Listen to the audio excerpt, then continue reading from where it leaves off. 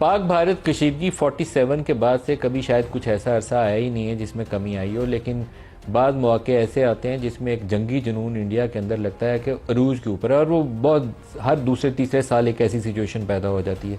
पिछले 15-20 सालों का अरसा आप देखें तो 9/11 के वाक़यात के वक्त भी वो हमारे इंटरनेशनल बॉर्डर्स के ऊपर फ़ौज लेकर आ गए थे, मजबूर पाकिस्तान को करने के लिए और दबाव डालने के लिए कि उधर से भी कुछ सूरत हाल है तो इधर से हम भी आए हुए हैं।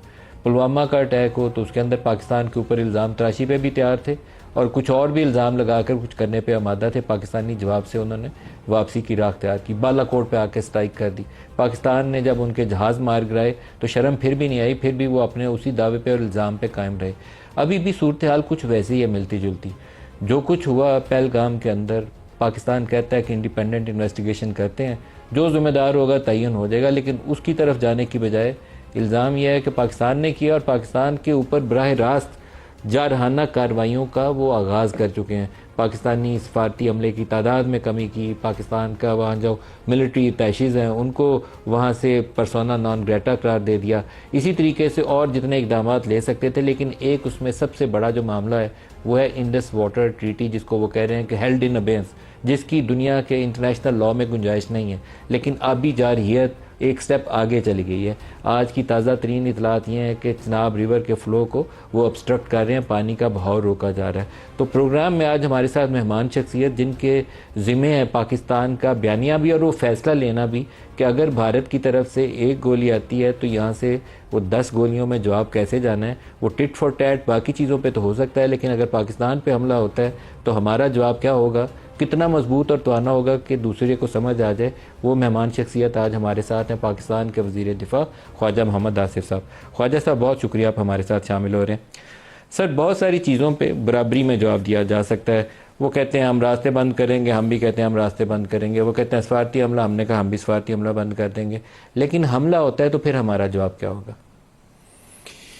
देखिए, वो हमला जो अगर हुआ तो वो बड़ा वाशगाफ अल्फाज में पिछले 8-10 रोज़ में बार बार जो है क़यादत के हर लेवल के ऊपर उसका जवाब दिया गया है कि हम उसका मुंह तोड़ जवाब देंगे, और डेफिनेटली हमारे जवाब जो है उससे लेवल बढ़ेगा। कोई हम उससे कोई मामूली जवाब नहीं देंगे।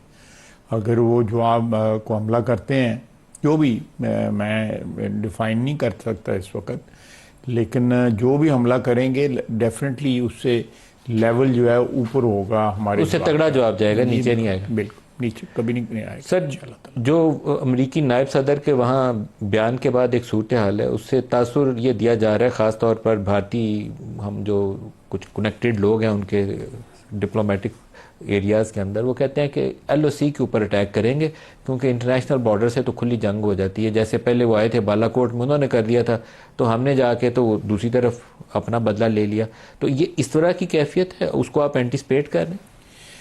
देखिए मलिक साहब, अगर आप एंटिसिपेट करें, ये तो एक अंदाजे हैं कि जी जंग जो है बढ़ेगी नहीं और LOC तक कंटेन रहेगी, या वर्किंग बाउंड्री जो सियालकोट की है वहाँ कंटेन रहेगी।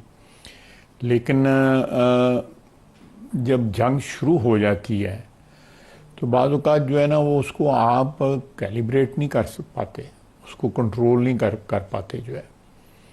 तो ये starting a war itself is something which is extremely dangerous, जब बैट होगा, अगर वो फ़र्ज़ करें हमारे ख़िलाफ़ कोई एक्शन लेते हैं, हम उससे दुगना आगे से जवाब देते हैं या 3 गुना जवाब देते हैं, तो ये सारी जंग जो है, जो मोदी जो जंग लड़ रहा है वो अपनी ज़ाती अना की जंग लड़ रहा है और वोटों की जंग लड़ रहा है। ये सारे जो वो राहत तंदूरी का एक शेर है, इंडियन शायर है कि ये कोई बॉर्डर पे जो, उसका मतलब ये है कि बॉर्डर पे जो टेंशन है कि पता करो कहीं इलेक्शन तो नहीं हो रहा। बिल्कुल, मुझे भूल गया। बिल्कुल ऐसा ही है उसका, मैं कोशिश करूंगा निकाल के, आप जब बोल रहे हो तो चला भी दूंगा। तो वो उनका बड़ा मशहूर शेर है उसका कि कहीं अगर बॉर्डर पे कोई टेंशन है या कोई आमने सामने हुई हैं दोनों अफवाज, तो कहीं हिंदुस्तान में, तो ये एक एस्टेब्लिश्ड चीज़ है कि थ्रू आउट हिस्ट्री जो है ना, आप कभी भी तलाश करेंगे, खुसूसन मोदी की हुकूमत के दौरान, कि जो पॉलिटिकल कंपल्शंस हैं वो डिक्टेट करती हैं उनकी स्ट्रेटेजिक पॉलिसी जो है, which is very unfortunate, you know, कि आप ह्यूमन लाइफ के लिए या एक पीस के लिए, इंटरनेशनल पीस की वैल्यू आपके नज़दीक जो है वो चंद वोट हैं, इक़्तिदार है। Is a desperate man, there is no doubt about it. इस वक्त भी बिहार में इलेक्शन हो रहे हैं सर ये उससे बढ़कर है कुछ इस दफ़ा, क्योंकि जो मोदी का एक वो मंत्रा था एंटी पाकिस्तान, उसने उसको जितवाया नहीं है। पिछले आप इंतखाबात का रिजल्ट देखें तो कांग्रेस ऊपर आ गई है। उसका मतलब यह है कि जो इंडियन वोटर था वो उस चीज़ को, वो एक्सट्रीमिस्ट माइंडसेट, जो एक्सट्रीम हिंदुत्व का उनका एक था ना फलसफा, उसको उन्होंने रिजेक्ट किया। मेजोरिटी जो इंडियन वोटर है उसने उसको रिजेक्ट किया। लेकिन मुझे लगता है जो न्यू ग्लोबल इन्वायरमेंट है, गज़ा के अंदर जो कुछ इसराइल कर रहा है, ये भी तो माइंडसेट वही वाला है ना, जो कुछ वो गज़ा में कर रहे हैं। तो मुझे लगता है कि यहाँ सोच कुछ और है। यहाँ पाकिस्तान को इस वक्त तो उनके दिमाग में यह है कि हम बहुत ताकत में हैं, तो हम इस वक्त पाकिस्तान से माजी के 70-75 सालों में जो कुछ नहीं कर पाया वो कर लें। ये कुछ सोच नज़र आती है मुझे। मेरा नहीं ख्याल कि ये देखें, फ़लस्तीन में जो जुल्म हो रहा है, जो बर्बरियत वहाँ पे हो रही है, जो वहाँ पे एक कत्लेआम हो रहा है, वो बिल्कुल सही बात है। और ये मोदी और नेतन्याहू में कोई फ़र्क नहीं है। ये एक इंतहाई नफ़रत से भरे हुए लोग हैं और रेसिस्ट हैं सख्त किस्म के। ये अपनी सुपीरियरिटी जो है हिंदुत्व के तहत जो है वो कहते हैं कि हम सुपीरियर लोग हैं, not only in comparison with other races और रिलीजन, बट वो विदिन जो हिंदू मज़हब है उसके अंदर भी वो एक सुपीरियरिटी का एक उनका एम्बेडेड कॉन्सेप्ट है उनका। तो आपकी मिसाल सही है, लेकिन मैं समझता हूँ कि वहाँ पे जो क्लैश हो रहा है, वहाँ पे तो बदकिस्मती ये है कि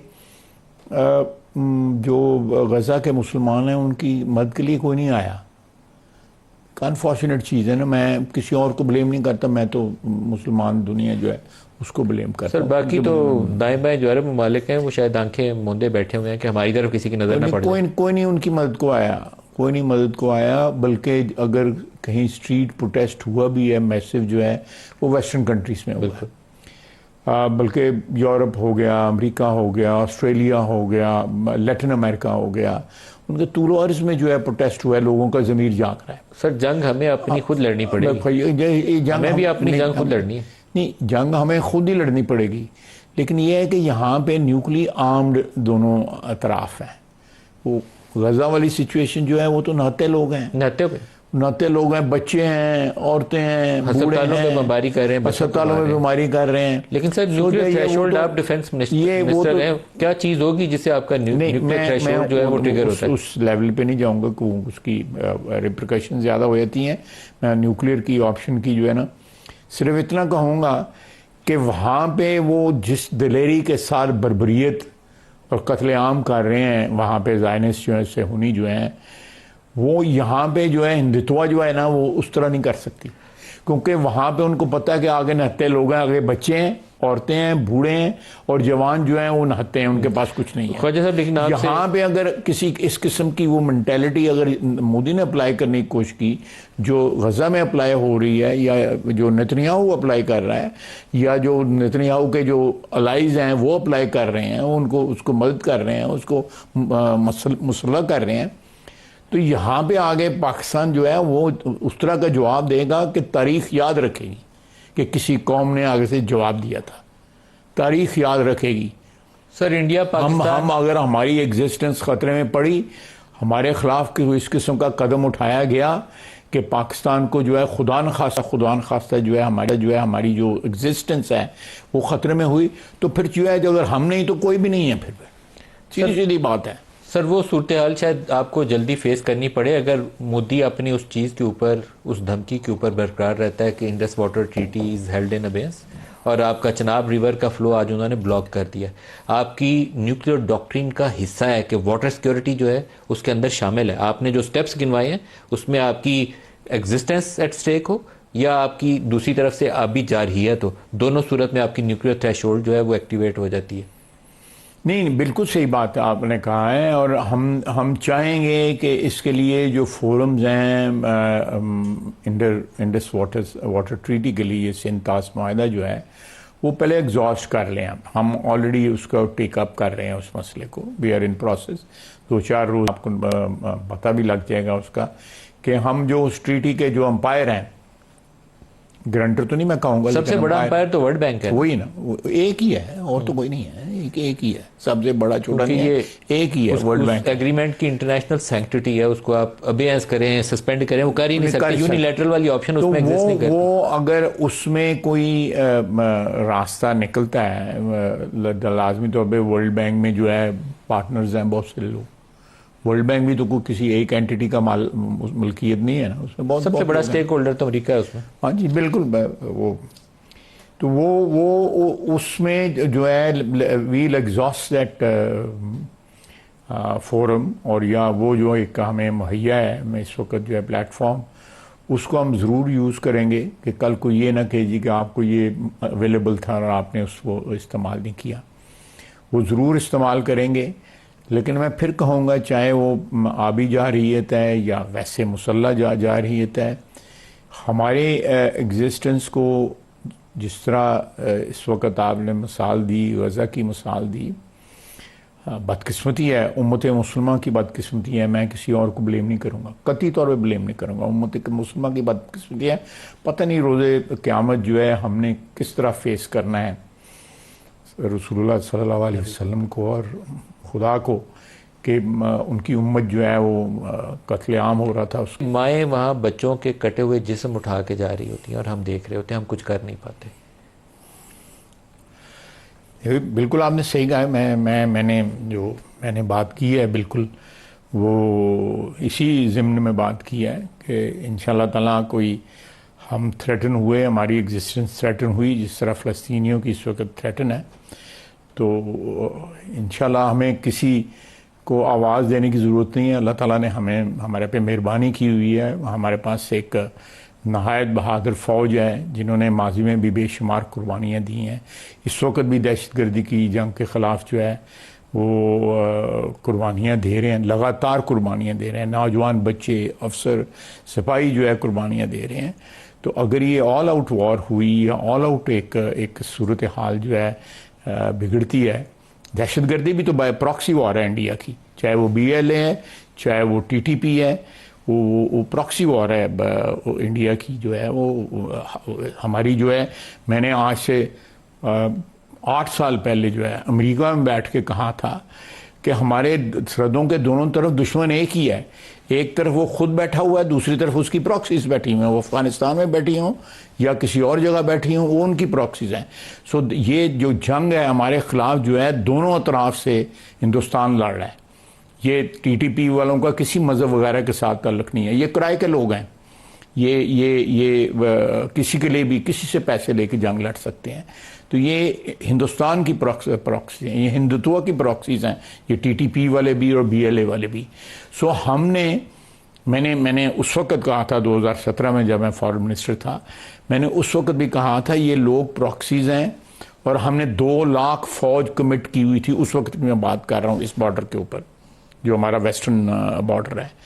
और ये हमें जो है वेस्टर्न कंट्रीज जो है हमें दहशतगर्दी के ऊपर लेक्चर देती हैं, सबसे बड़ा निशाना हम है इस वक्त। ये भी दहशतगर्दी है, ये आबी दहशतगर्दी है, उसके साथ दूसरी दहशतगर्दी है कि एक खुद ड्रामा रचा के और खुद सारा उसका, अब तो सारी दुनिया में हिंदुस्तान में कह रही है कि ये एक ड्रामा था। जो चनाब के फ्लोज बंद हुए हैं ख्वाजा साहब, आपका पीक फ्लोज उसमें 87,000 क्यूसिक पर डे, वो अब 11,000 क्यूसिक पर डे पे आ गए। बाज़ फुटेजेस जाहिर करती हैं कि कुछ अभी गुजरगाहें जो थी वो ड्राई नज़र आती हैं। आपका इसके ऊपर अमल क्या होगा? सीजन वैसे ड्राई, आबी गुजरगाहें आप गुजरे होंगे, नहरों का पानी इस वक्त बंद है, नहरें जो हैं इस वक्त उनमें कम ही पानी होता है। नॉर्मली मई के एंड में या मिडिल में पानी आहिस्ता आहिस्ता इंक्रीज़ होना शुरू होता है। इसी तरह जो नदी नाले भी हैं, आप सियालकोट गए हैं, वहाँ भी जो नदी नाले हैं उनमें पानी जो है ये इस वक्त लो होता है। मैंने अभी आपको बताई है एवरेज जो है, मैं फिर आपको बता देता हूँ। ख्वाजा साहब, अगर अदादो शुमार से ये साबित होता है कि उन्होंने फ्लोज को ऑब्स्ट्रक्ट किया है, तो आपका रिस्पांस क्या होगा?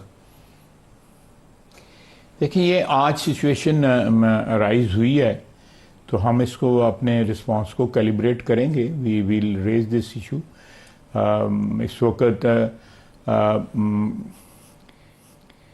बगलेहार का भी हमारे पास स्टोरेज जो है कैपेसिटी मेरे पास है इस वक्त जो है 0.09 जो है मिलियन एकड़ फीट है इस वक्त। आगे दुलहस्ती डैम है, उसकी 0.03 है इस वक्त मिलियन एकड़ फीट जो है। ये कोई रेजरवायर में कुछ ज़्यादा पानी नहीं है उधर भी। तो मैक्सिमम पीक जो रिकॉर्ड हुआ है 2/5 को हुआ है, वो 87,000 क्यूसिक हुआ है। ये मराला की बात, चिनाब की बात हो रही है, तो चिनाब से मराला में से चिनाब ये गुजरता है। तो ये मैंने आपको स्टोरेज कैपेसिटी भी रेजरवायर्स की एवरेज बता दी है अपस्ट्रीम जो इंडिया में है, और जो हमारे पास जो है वो।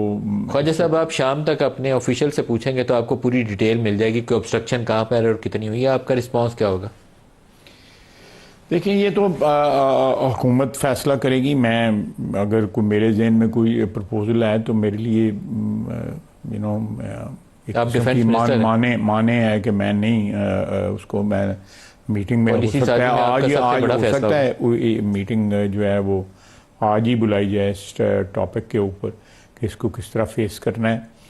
तो वो भी एक कैलिब्रेटेड जो है रिस्पांस होगा, जिसमें ऑब्वियसली हमारी डिफेंस फोर्सेस जो हैं उनका एक की रोल है उसमें। ख्वाजा साहब, इसका फोरम क्या होगा? आप NSC में जाएंगे ये इशू लेकर, या प्राइम मिनिस्टर और आर्मी चीफ और आप तीनों मिलकर फैसला करेंगे?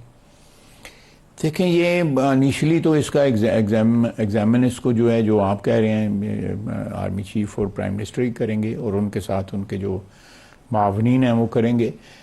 लेकिन अल्टीमेटली इसको जो भी इसका फैसला होगा, वो जो भी फोरम डिसाइड उसमें होगा, क्योंकि जो अमूमन जो स्ट्रेटेजिक डिसीजंस जो हैं वो बड़े फोरमों पे नहीं किए जा सकते, वो तो एक छोटे फोरम पे किए जाते हैं। लेकिन एक कम से कम गाइडलाइन जो आप कह रहे हैं वो तो लेनी होगी। सर, आपने पहले दिन जिस दिन इंडिया की तरफ सेक्शन हुए, आपने और डार साहब ने एक टर्म यूज़ की थी कि ये जो इंडस वाटर ट्रीटी को सस्पेंड करना है, इसके ऊपर अगर अमल पैरा होता है भारत, तो it would be treated as an act of war. फिर मैं आज भी कह रहा हूँ कि it is an act of war, और अगर वहाँ पे कोई फैसिलिटी बनाते हैं वो, तो हम उस फैसिलिटी को तबाह करेंगे। बिल्कुल करेंगे। मैंने कल भी कहा है, परसों भी कहा है। और पानी रोका जाना भी उसी में एक्ट ऑफ वॉर में शामिल है। एक्ट ऑफ वॉर में ये एक ऐसी सिचुएशन है कि ये सारा रीजन जो है, ज्योग्राफी जो है इस वक्त हमारी जो इस इलाके की, जिसमें पाकिस्तान भी है, हिंदुस्तान भी है, चाइना भी है, और यहाँ पे पानी की किल्लत जो है बहुत ज़्यादा बढ़ती जा रही है। और मेरा ख़दशा है कि आइंदा जितनी जंगें होंगी वो पानी पे होंगी। ये पानी एक ऐसी जो है लाइफ लाइन है ना, ये ह्यूमन जो एग्जिस्टेंस है उसके बगैर है ही नहीं, हो नहीं सकती, लाइफ लाइन है। सर, इंडस वाटर ट्रीटी में हम 3 दरिया, उनको मैं बहुत एक्सपर्ट तो नहीं हूँ लेकिन एज ए जानता था कि वो कमज़ोरी में किया गया फैसला। तीनों आप दरिया उनको दे के तो बहुत अच्छा उस वक्त कहा गया था कि अयूब खाना दरिया बेचती हैं, कहा गया था। बिल्कुल। मैं was a teenager then, teenager तो नहीं था 12-11 साल मेरी उम्र थी, और उसको अयूब खान जितनी देर हुक्मरान रहा है उसको ये बात हॉन्ट करती रही है। उसको कहा जाता था असेंबलियों के अंदर, अदरवाइज ये इस शख्स ने पानी बेचा है पाकिस्तान का। रावी सूख के नाला बन गई है, ब्यास का आपको पता है, ब्यास तो एग्जिस्ट ही नहीं करता, सतलुज जो है सैलाब के दिनों में आता है। तो मैं समझता हूँ कि ये मुआहदे जो हमने हिंदुस्तान में किए, सैड कि अयूब अपॉर्चुनिटी जो है और भी बड़ी स्ट्रेटेजिक अपॉर्चुनिटीज़ जो हैं वो गंवाई अमेरिका के प्रेशर में। वो मैं अभी डिटेल क्या आपको बताऊं। तो वो एक अल्लाह ताला हमें माफ़ करे, उस शख्स ने यहाँ पे रीत डाली कि जो है कॉन्स्टिट्यूशन एब्रोगेट हो सकता है। उस शख्स ने रीत डाली कि यहाँ पे जो है लोगों से वोट का हक छीना जा सकता है। जो अडल्ट सफरेज जो है, जो आम आदमी के पास वोट का हक है, वो भी लिया गया। करोड़ों वोटों को से महरूम करके वहाँ पे उसने 80,000 या 88,000 लोगों को वोट का हक सिर्फ दिया।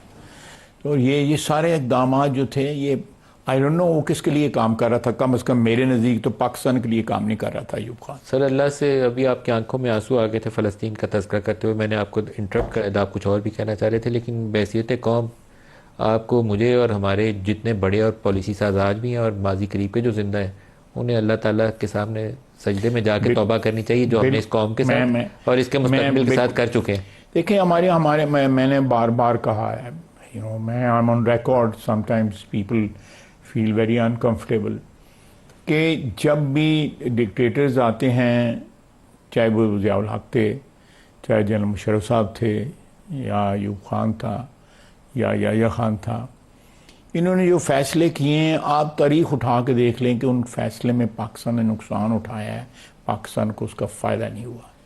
चाहे वो दहशतगर्दी की जंग थी, अफगान जंग के साथ हमारा क्या ताल्लुक था?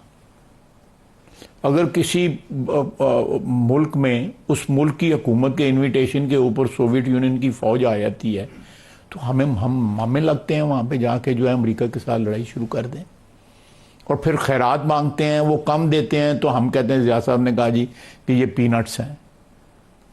9/11 के बाद भी हमने ये किया। कौन सा पाकिस्तानी हाईजैकर था? वो जो सेक्रेटरी थे, उन्होंने एक चीज़ मांगी, हमने 4 दी उनको। And he was surprised. He was surprised. उसने ऑन रिकॉर्ड है, ऑन रिकॉर्ड बयान दिया कि मैंने ये मांगा था, और यानी घुटने टेक दिए इन लोगों ने, लेट गई है। और आज जो है जो हमारे बच्चे शहीद हो रहे हैं, ये बच्चे हमारे जो शहीद हो रहे हैं, ये उन गलतियों का जो है खमियाजा है, या उसके जो है हम कीमत अदा कर रहे हैं।